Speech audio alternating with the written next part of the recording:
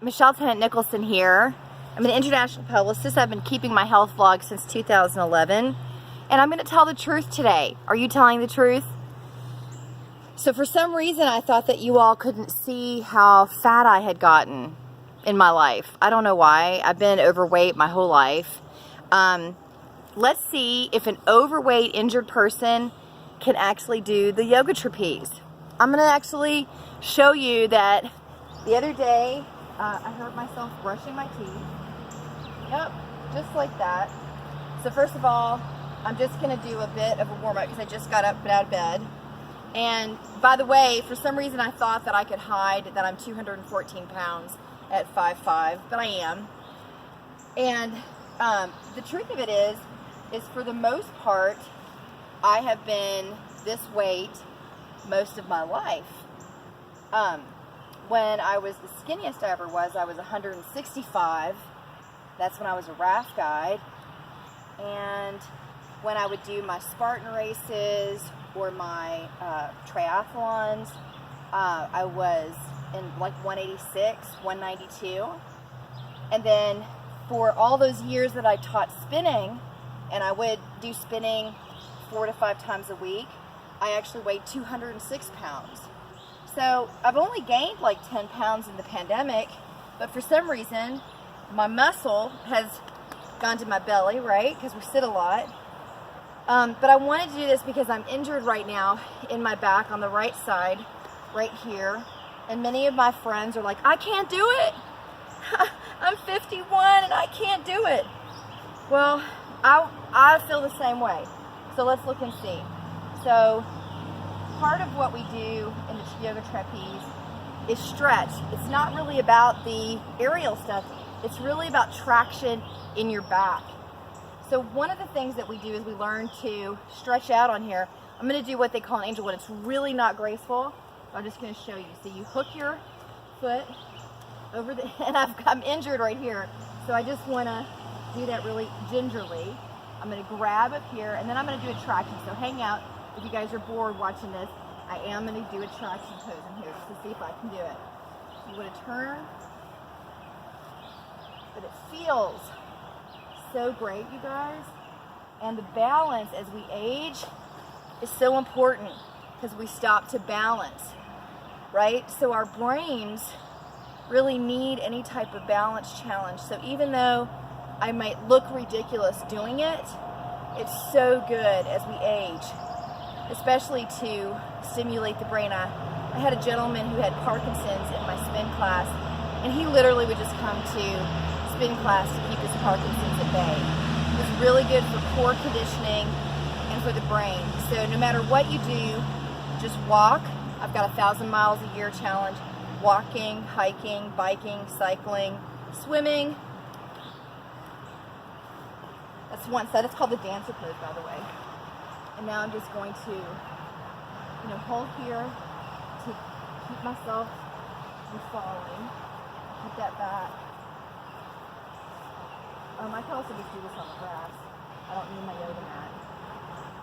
So here, again, just gonna put that foot over. Just keeping mindful of my back.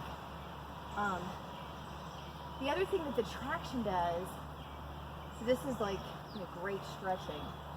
Number one, so turn it, and then using the high, and then stretching here. So, I felt frustrated against other 20-year-olds, but I'm not 20, right? I'll be 52 in August. The truth of it is, in the pandemic, my weight got up to 219 pounds. I look exactly like my mother, my grandmother on my father's side, who died early of obesity. And it's just going to be a fight until the day I die. It always has been. I don't know why I think it's going to shift or anything. So that's the dancer pose, okay? Now, there you go. 5'5", 200 and probably 15 pounds because I had pizza yesterday. So here's how we do the yoga trapeze. I'm actually going to do it from the other side so that I can talk to you when I'm upside down. You see my face instead of my ass. So butterfly your fingers, you grab the edge here, you find your seat, you bicycle your legs, you bring these down, and it's fine to have these in. You grab the long straps, you shimmy wiggle down, and then I like to make sure that that cloth area is just right where my bikini area would be, as if I would ever wear a bikini anymore.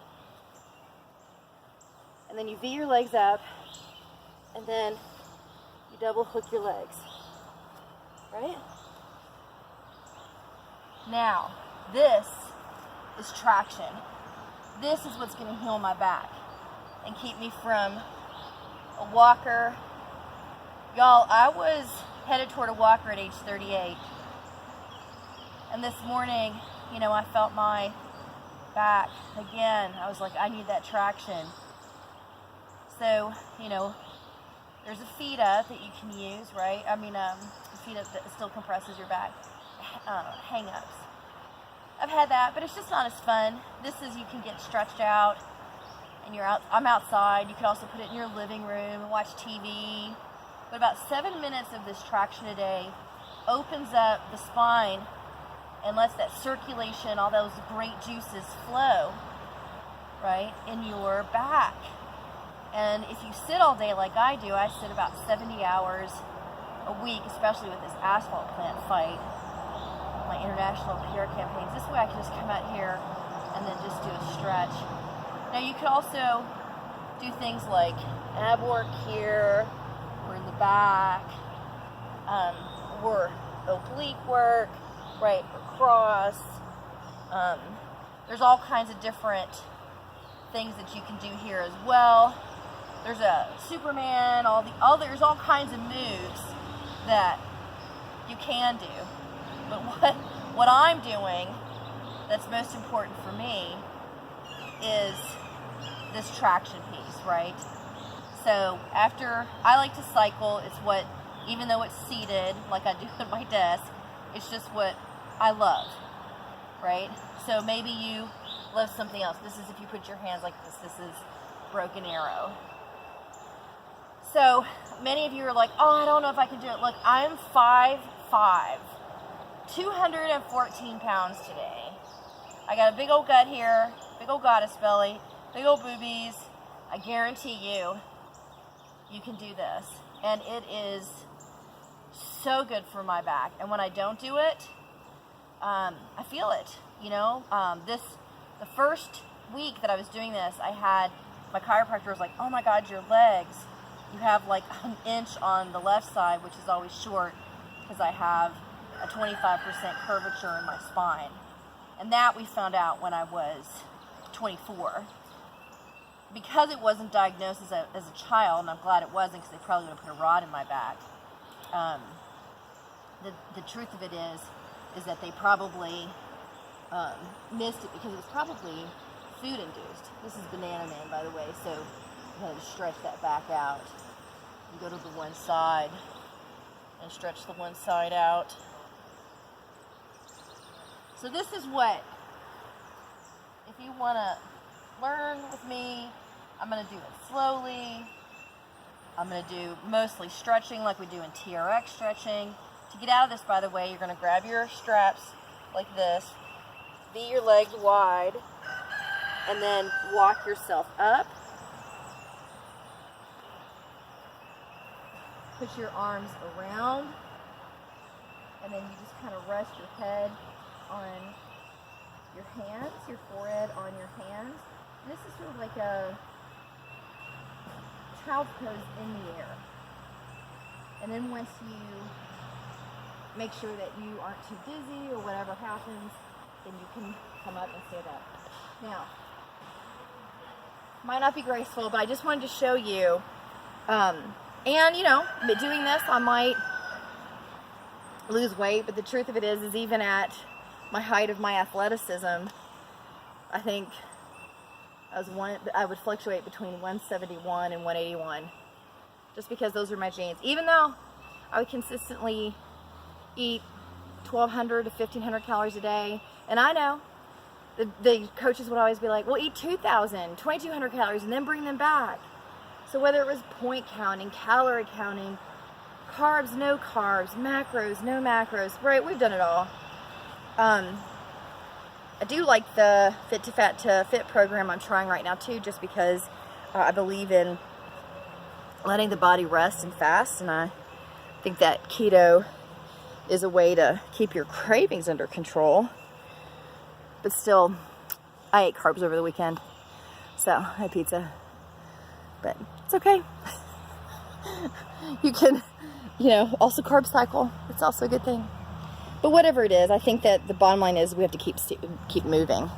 Studies show that it's not really about the type of diet that you do. It's just about, people used to ask me at the gym, well, Michelle, what do you think I should, what diet you think I should do, or what exercise program do you think I should do? And I was like, the one you'll do.